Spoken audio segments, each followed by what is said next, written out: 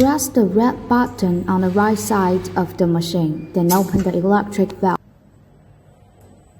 Waiting for the system to load.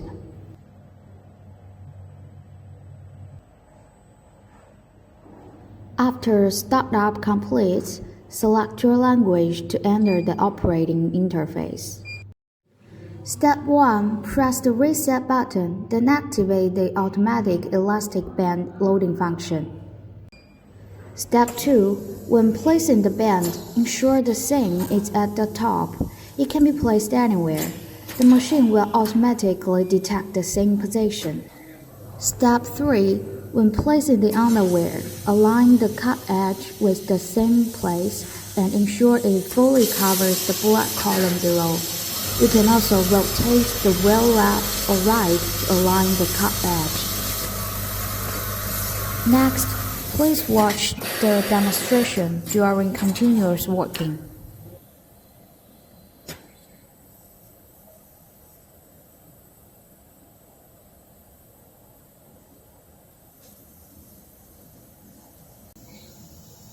这个时候我们可以继续摆放就可以了。